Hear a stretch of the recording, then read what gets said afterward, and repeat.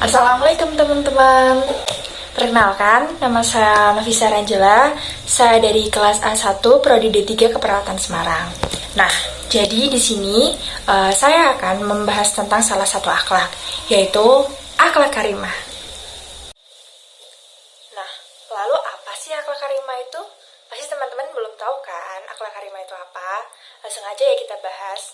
Jadi, akhlak itu adalah keadaan jiwa yang kuat di dalam diri manusia, di mana akan timbul keinginan untuk melakukan hal baikan maupun hal keburukan. Sedangkan akhlak karimah sendiri, pengertiannya yaitu adalah sistem yang menjadi dasar dan perilaku dengan berlandaskan Al-Quran serta As-Sunnah dan juga berdasarkan nilai-nilai yang diajarkan oleh Nabi kita, yaitu Nabi Muhammad SAW, teman-teman. Berikut adalah implementasi dari akhlak karimah dalam Quran Surat Al-Isra ayat 23 yang artinya dan rohmu menyuruh manusia untuk beribadah kepadanya dan selalu berbuat baik kepada kedua orang tua jika salah satu keduanya berusia lanjut. Maka janganlah kamu mengatakan dan membentaknya.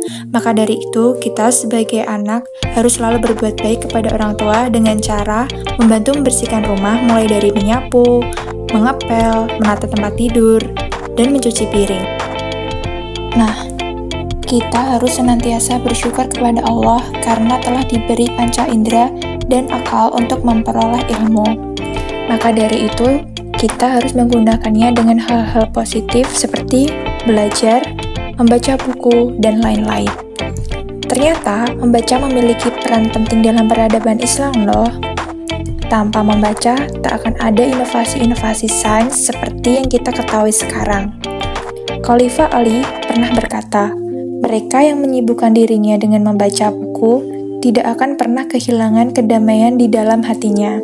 Selain itu, keutamaan membaca buku yaitu bisa meningkatkan derajat kita.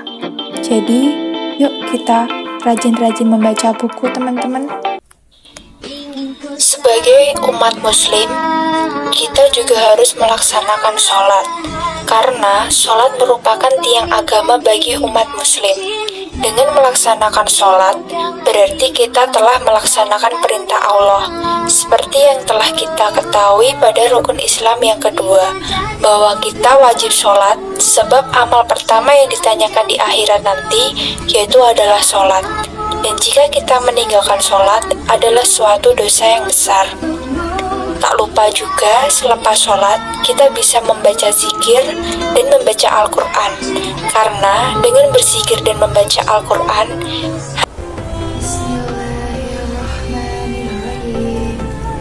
In hada illa ulukul awalin wa ma nahnu bimu'attadin fakaddabuhu fa'ahlaknahum inna fi dhalika ayat wa ma kana aksaruhum mu'minin wa inna rabbaka lahuwal azizur rahim. Kita juga harus penuh kasih sayang terhadap ciptaan Allah Subhanahu wa Ta'ala. Di dalam Islam, memberi makan hewan termasuk perbuatan terpuji dan sangat dianjurkan. Hukum memberi makan kucing pun menjadi sunnah. Kita dianjurkan untuk memberi makan hewan apa saja, termasuk kucing, ayam, bahkan anjing. Di dalam kutipan Al-Quran, surat Al-A'raf ayat 56, disebutkan bahwa rahmat Allah senantiasa ada bagi siapapun yang tulus menyebarkan kebaikan kepada orang-orang di sekitarnya.